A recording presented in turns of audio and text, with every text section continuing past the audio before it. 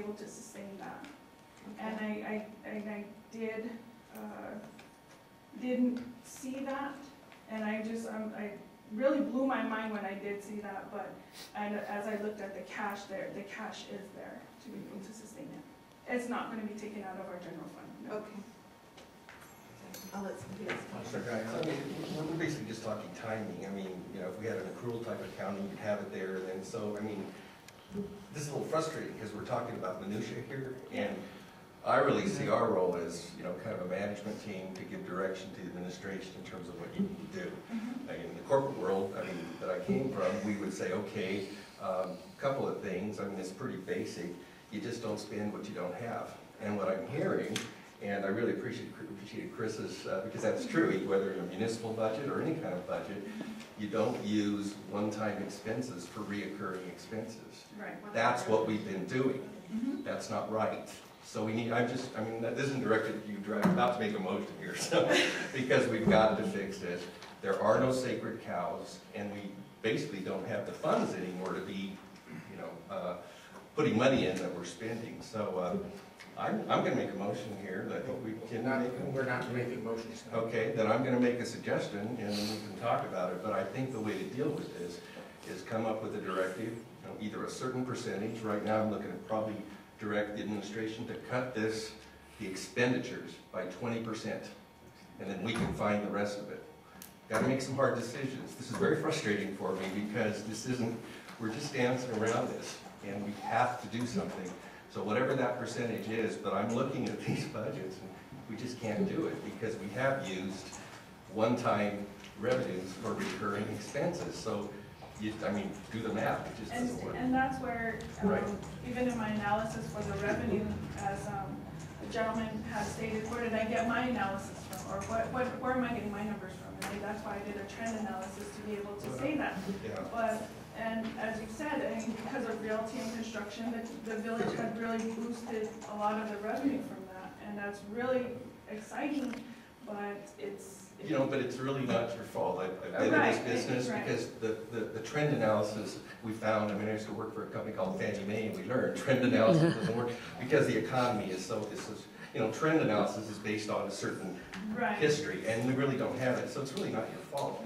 That's why you're seeing all these different things each time you do it. It's not reliable. No, and even in reviewing looking back at the revenue for the general fund, as it is currently with our GRT, we're about balance. It's going to be about balance. I don't want to overtalk, but I'll just say I think we just need to make a directive. We need to cut this. We'll leave it up to you. I would probably suggest a certain percentage proportional to what this is in the budget, and then come back to us because we're working all these minutia, and that really isn't our job. Right. Yeah. And Mayor. What I wanted to do is return back to the question of the 1.78 mil levy remaining and your $80 figure, and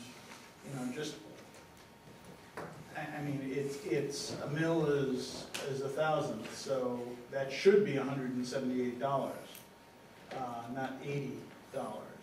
So I'm a little puzzled by how you arrived at the $80 figure for, just so we understand the numbers we're talking about. Okay, I was frankly working off my own tax bill, and without revealing too much. I think that the residential rate is 1.91. Mayor, I think what you're looking at there is a half year. That's what it's. So 178, we have half of that. Okay.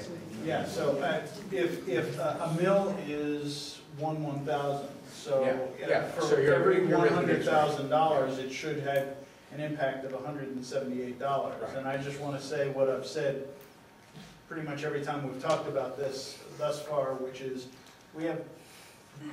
we're taking actions with some things that the village council is doing to ensure that the families that have been here a long time, the historic sites, and all of the things are protected, and we don't have to, and we're impacting the historic families as little as possible, yet those same historic families, as well as lots of others in the village, don't have $100 worth of disposable income, much less 178, much less, you know, they don't have the money for groceries, much less taxes.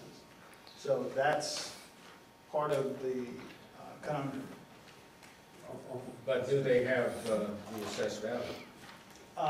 Well, they probably have an assessed value of $100,000. It's not going to be $300,000, but it is $100,000. And even if it's $50,000, we're still talking about $100 then. And Mr. Mayor, I've been looking at different things about property taxes, and everything I have studied this year from the Municipal League warned that we needed to be extremely conservative, that all levels of government were in difficulty, and municipalities needed to be very careful. The people that have come to me with their tax bills have been very concerned and very upset. And I think that it would be unconscionable for us to pass a property tax increase when no one knows about it, and that sort of thing. I mean, we really need to have all sorts of public communication about any potential tax increase. And like Councilor Galliano, the residents that speak to me don't want one and can't afford one. And I think that some of the things we do with property taxes could go against our farmland preservation, which is something we don't want to do either. So that's why I guess I felt that we were very far from a solution to our gap. Councilor? To add to, with Councilor Garcia's comment about staying to management levels, I don't want to get too far down into details, but I do want to make a couple specific suggestions that may or may not be popular.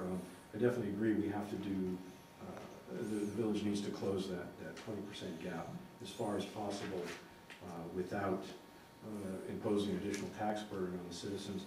And what that means is pain, and I don't enjoy talking about pain. But I think what we're looking, and to lead the way with the pain, I would ask that all the councilors forego our stipend for this budget year that we're coming up with. That will require a change in ordinance, but Yes. I certainly concur with your suggestion. And that was not reflected on the mayor. As a member of the governing body, certainly I would invite you to join us. But you do have additional administrative responsibilities. No, I mean, all of our salaries are set in the ordinance, so it would take a 3-reading exercise. I think, this is come before, I think we have to make the recycling center go to full-time volunteer effort. The recycling center has been a cash loss for us at a running rate, and I think we impose a burden on other volunteer organizations and volunteers in our community to provide services, and I think it's time that we do that. I agree with considering an across-the-board salary cut. I would also ask that we have an absolute hiring freeze so that we take advantage of any attrition. I know Chief Vigil, you have a fair amount of turnover in your department, and we approve a couple of officers a year, and I think in the short term, over the next, certainly the next budget year, that we could tolerate, we could find a way to tolerate living with the attrition of personnel. And then finally, I have a question, actually more than anything else. So we have $20,000 in the budget for what we collect for the wastewater position. And so my question is, I don't think we're in a position to hire that person. Certainly the pipe isn't anywhere near being able to carry liquid in the foreseeable future. We have to figure out where to connect it and find monies to pay for that separately. And I'm wondering if there's, we impose a tax to collect for that. Are we required to carry that along then as an expenditure in that department? I think we are. It's a deferred revenue line. Okay. All right. That's my understanding. Okay. I think that's just, so, with due respect to any of that, that's the amount of detail I just wanted to cover here right now. I know we have to pass a budget. It's okay with me if we pass a budget showing some depth further into our cash reserves as we go into the year, and then begin to look at budget cuts in certain departments, but we need the entire village to look into those things, and not just be thinking about those things that are, well, gee, there's the taxation burden is too high, we're spending too much money here, spending too much money there, because these things evolve over a long time, a lot of years of people putting input into this, and in particular that we need to